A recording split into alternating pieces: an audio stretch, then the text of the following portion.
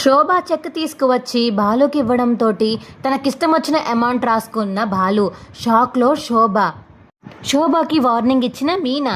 అసలు ఇదంతా ఎలా జరగబోతుందో తెలుసుకోవాలనుకుంటే ఇప్పుడే మా ఛానల్ని తప్పకుండా సబ్స్క్రైబ్ చేసుకుని మా వీడియోని ఒక లైక్ చేయండి.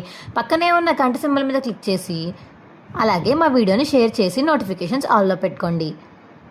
శోభకైతే ఇక శృతి రెస్టారెంట్లో పనిచేస్తుందన్న విషయం తెలిసి ఇక శోభకి చాలా కోపం వచ్చేస్తుంది.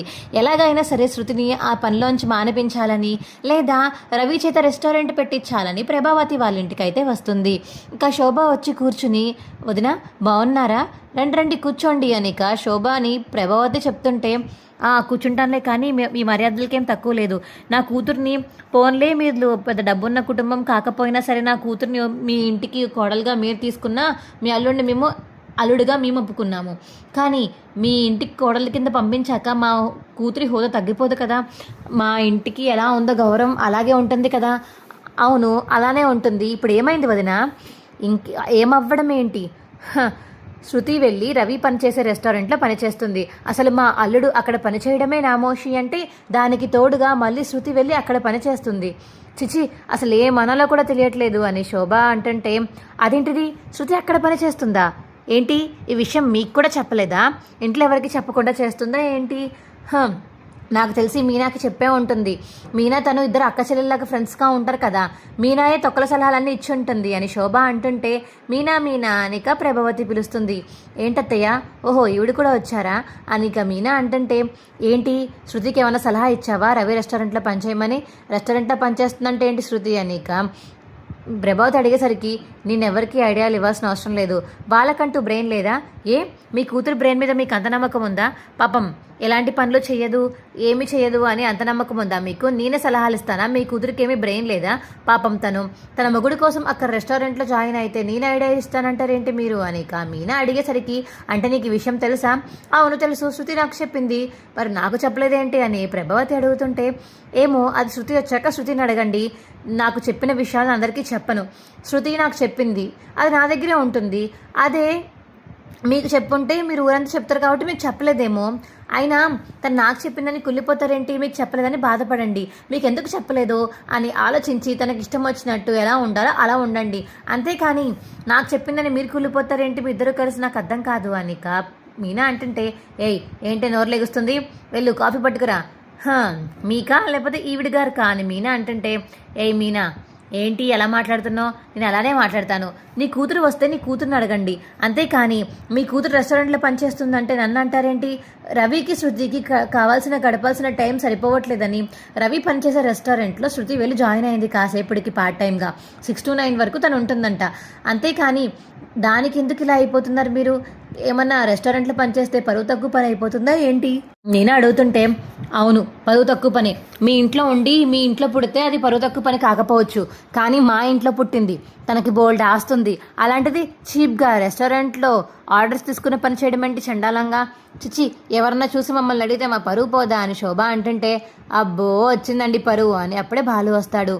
ఏంటి ఏం మాట్లాడుతున్నావు నువ్వు అనిక శోభ అడిగేసరికి, ఏంటి ఎందుకు మాట్లాడుతున్నావు బాలు, నువ్వు నీకు విషయం తెలియనప్పుడు సైలెంట్గా ఉండు అని శోభ అంటుంటే, నాకు తెలుసు శృతి రవి పనిచేసే రెస్టారెంట్లో పార్ట్ టైంగా పనిచేస్తుందన్న విషయం నాకు కూడా చెప్పింది. మరి మా అమ్మకి ఎందుకు చెప్పలేదో మీకెందుకు చెప్పలేదో నాకైతే తెలీదు. మా ఇద్దరికైతే తను చెప్పింది అని బాలు చెప్తుంటే, ఏంటి చెప్పింది అని చాలా గర్వంగా చెప్తున్నారు. తను ఎక్కడో పనిచేస్తున్నప్పుడు అలా చేయకూడదని చెప్పడం మీకు కూడా తెలీదా అని శోభ అడుగుతుంటే, మమ్మల్ని ఎలా చెప్పమంటారండి?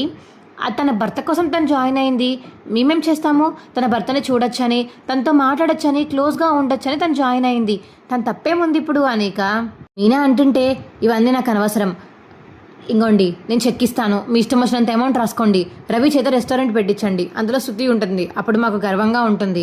వేరే వాళ్ళ రెస్టారెంట్లో శృతి పనిచేస్తుందంటే మాకు ఎంత నీచంగా ఉంటుందో తెలుసా మీకు అనిక శోభ అనేసరికి, అవునా ఇలా ఇవ్వండి చెక్, నేను రాస్తాను అమౌంట్ అని బాలు అంటాడు.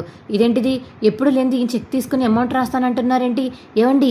ఏవండి అనిక మీనా పిలుస్తుంటే, మీనా నువ్వేం కంగారు పడుకు, నువ్వేం భయపడిపోవాల్సిన అవసరం లేదు, నేను రాస్తాను కదా అమౌంట్ అని ఇక చెక్ తీసుకుని ఇక 5 అంకి పెట్టి 5 రాసి దాని పక్కన ఇక 15 సున్నాలు పెడతాడు బాలు. అయితే ఇక 1 2 3 4 అనేది సున్నాలు లెక్క పెడుతుంటే ఇంట్లో వాళ్ళందరూ ఒక్కసారిగా షాక్ అయిపోతారు. శోభ కూడా అమ్మో అమౌంట్ రాస్తాడు అనుకున్నాను కానీ ఇంత రాసేస్తున్నాడు ఏంటి, అంత డబ్బు నా దగ్గర కూడా లేదు కదా అనిక శోభ అయితే మనసులో అనుకుంటుంది. ఇదిగోండి చెక్, మీరు సంతకం పెట్టిన చెక్ నేను తీసుకువెళ్ళి బ్యాంక్లో ఇచ్చి సగం ట్యాక్స్ కట్టి ఆ డబ్బులు నేను తీసుకుంటాను. దాన్ని బట్టి రవికి రెస్టారెంట్, పెద్ద విల్లా, ఒక 10 ఇల్లు, 10 కార్లు అన్నీ కొని పెడతాను మీరు ఇచ్చిన డబ్బులతో. తరతరాలకి సరిపోయేంత ఆస్తి పక్కన కూడబెడతాను, పొలాలు కొంటాను. చాలా ఇదిగోండి మీరు వెళ్ళొచ్చు ఇంకా అనేక. బాలు అయితే బయటికి వెళ్ళిపోబోతుంటే ఏ ఏ అని చెప్పేసి ఇక శోభ అయితే ఆపేస్తుంది బాలుని. ఏంటి మీరే కదా మీ కూతురు కోసం ఎప్పుడు చూసిన బ్యాగ్లో ఖాళీ చెక్ పెట్టుకొని తిరుగుతూ ఉంటారు, ఇప్పుడు అదే ఇచ్చారు, దాని మీద నేను అమౌంట్ రాశాను, దానికెందుకు అంత భయపడిపోతున్నారు? బ్లాంక్ చెక్లే 2,000 రాసుకుంటాను, 3,000 రాసుకుంటాను అనుకుంటున్నారా ఏంటి?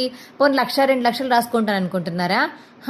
శృతి అన్నాక మీ కూతురు కదా, శృతికి పుట్టబోయే పిల్లలు మీ మనవళ్ళు కదా, వాళ్ళకి పుట్టబోయే పిల్లలు మీ మునిమనవాళ్ళు కదా, వీళ్ళందరికీ డబ్బులు ఉండాలంటే ఇప్పుడు మీరు మొత్తం ఆస్తి రాసేయాల్సిందే శృతికి అని ఇక బాలు అంటుంటే ఏంటి ఆస్తి కొట్టేద్దామని ప్లాన్ చేస్తున్నావా?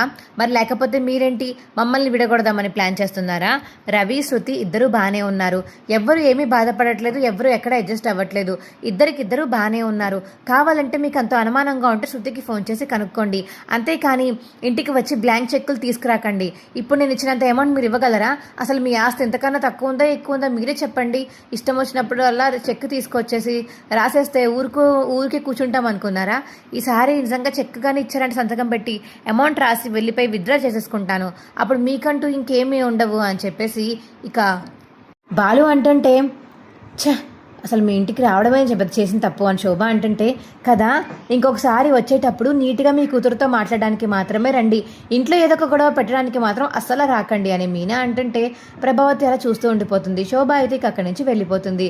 చూసారా ఆవిడ ఉన్నప్పుడు ఆవిడ ముఖం మీద ఎలాంటి మాటలు మాట్లాడుతుందో ఈ మీనా, అసలు బాగా ఎక్కువైపోయింది దీనికి అని ఇక ప్రభావతి అంటుంటే ఆవిడ అన్న మాటలు నీకు వినిపించలేదా?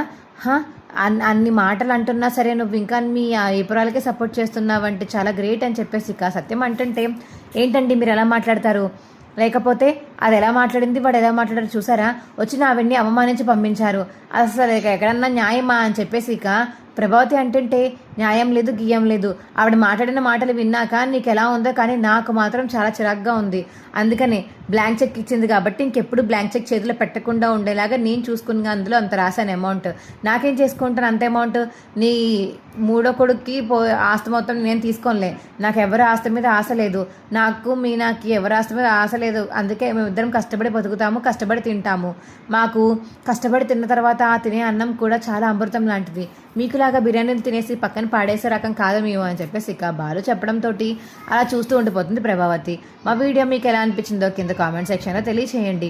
మా వీడియో కనుక నచ్చితే మా వీడియోని లైక్ చేసి తప్పకుండా మా ఛానల్ సబ్స్క్రైబ్ చేసుకుని పక్కనే ఉన్న గంట సింబల్ మీద క్లిక్ చేసి నోటిఫికేషన్స్ ఆల్లో పెట్టుకోండి, అప్పుడే మేము చేసే వీడియోలు మీకు రోజు వస్తుంటాయి.